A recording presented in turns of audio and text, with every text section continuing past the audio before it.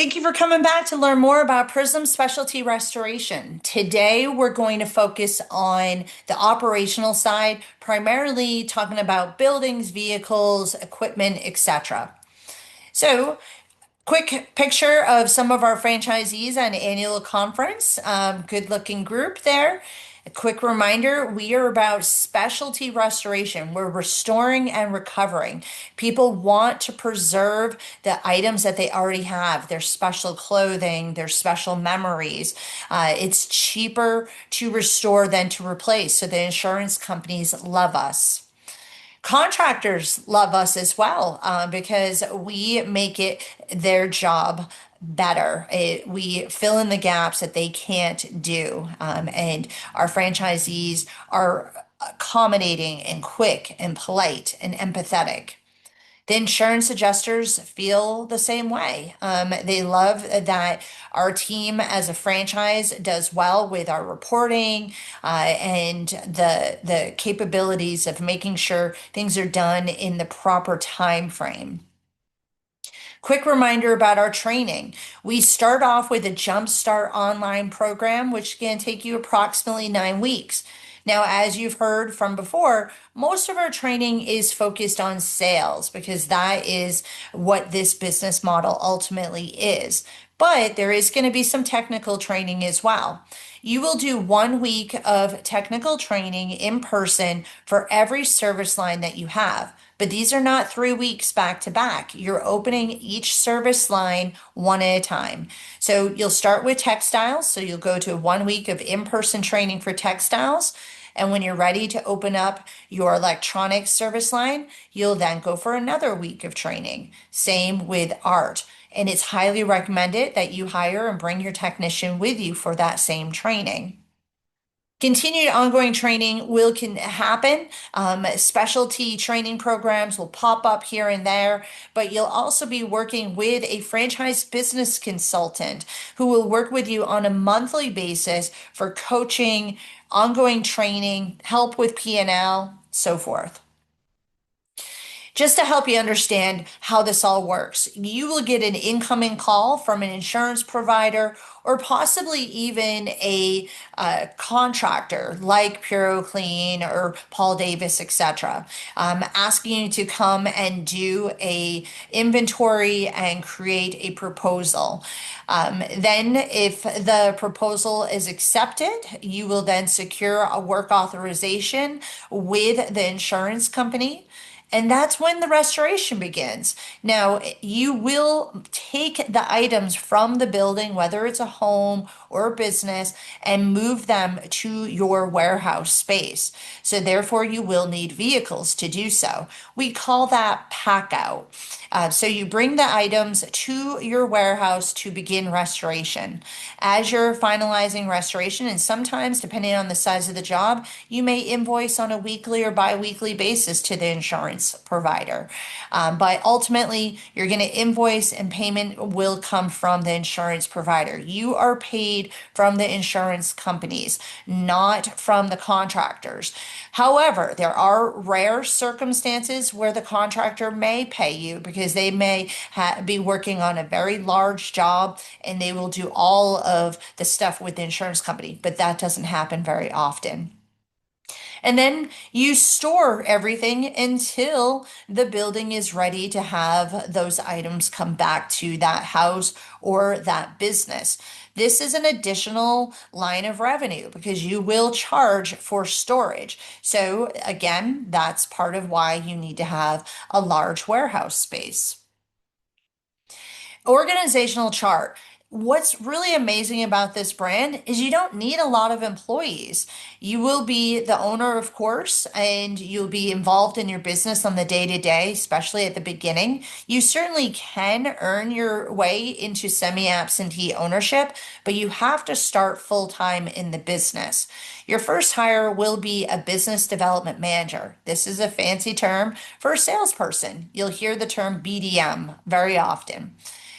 Then you're going to hire one technician per service line, but you're not hiring them all at the same time. It's as you're opening those service lines. So again, you'll hire a technician for textiles first, which is pretty easy to fill because it's not a lot of skill sets in the textile side.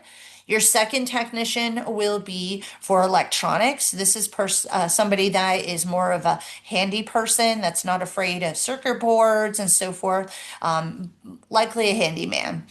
And your third is an art technician. And that can sound kind of scary, but there's so many people out there that have art degrees that are not using them. I am one of them, actually. So, again, we train you and your technicians on all service lines. And then there's pickup and delivery, which is about 2 to 3 people. Now, those pickup and delivery people can be the same people as yourself, the BDM, and your technicians, if they're capable. If not, then you'll possibly hire some part-time help to do pickup and delivery, which is picking it up, bring it to the warehouse, and then bring it back when everything is said and done.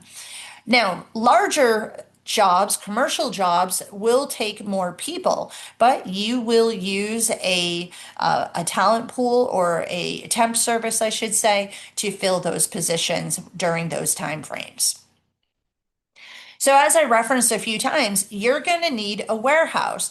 And this is probably one of the hardest things to decide of whether you go small, medium, or large right out the gate. So, we do believe that you're going to need at least 4,500 to 5,500 square feet, if not more, as you scale your business, depending on how many territories you decide to grow into. So, you can start small, but you will outgrow it in about a year. And so if you can get a smaller space with a short-term lease or space in the same area that you can grow into with a first right of refusal, that would work. But you may choose to go with a larger space right away and sublease some of that space out. So during the validation process, I highly recommend you talk to the franchisees about the warehouse space and what they're doing. You'll hear that a lot of franchisees end up having more than one space. So that will be one of your decision-making processes, and that might vary depending on the part of the country that you're at.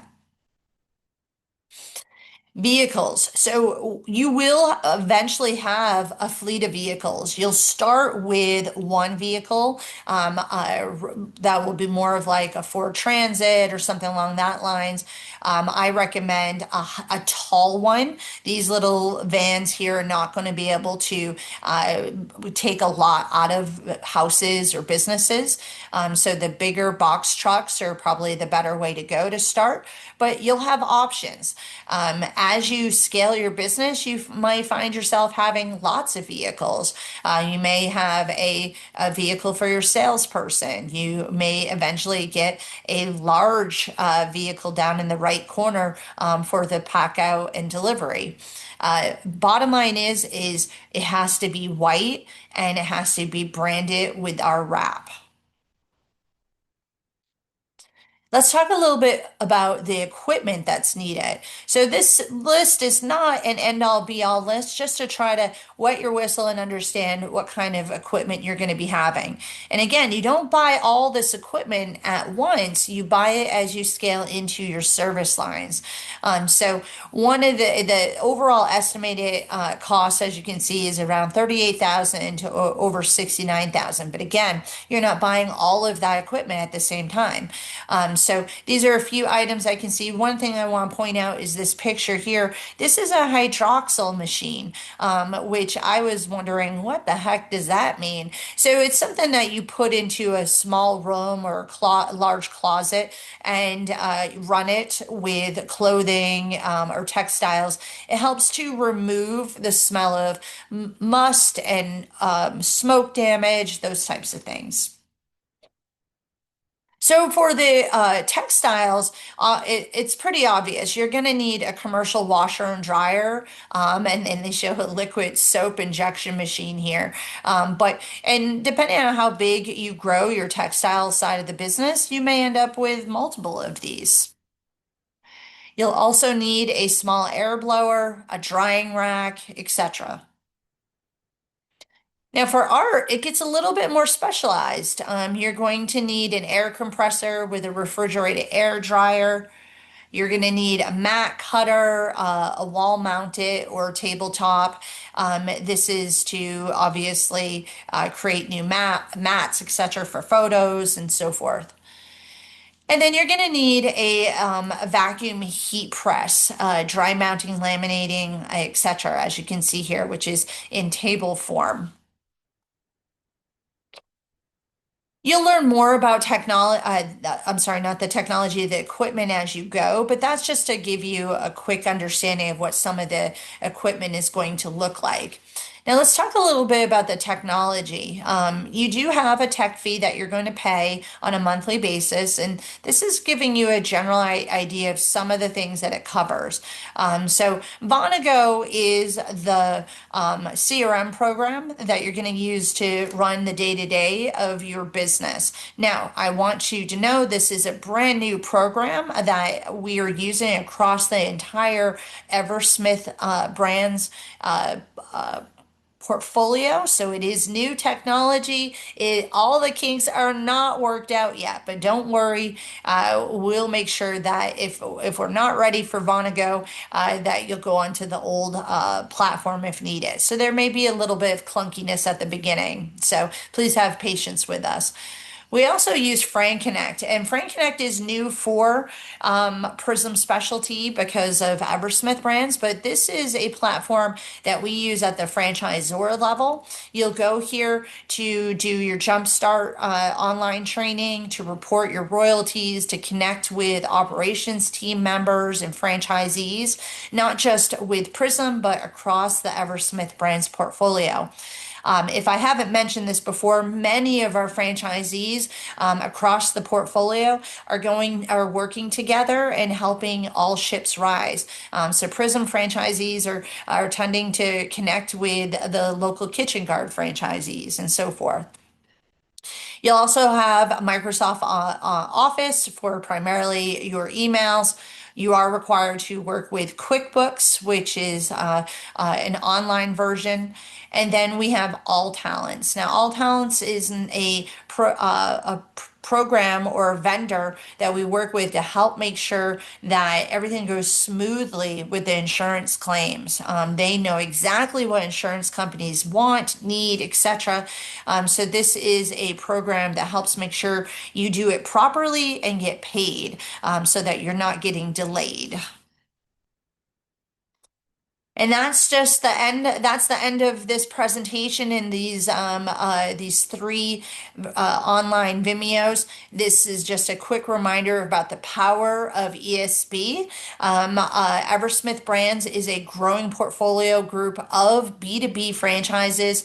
They are working very closely together to help with national sales accounts, to work with franchisees cross-pollinating. We now have franchisees starting to buy into other brands because they see that synergy. So when you're looking at how you scale, not only can you obviously potentially scale into other territories, but you also have the ability to scale into other brands as well if they're available. And we do, after you have been a proven operator, do give discounts to go into those other brands. So when it's B2B, we want you to think ESB.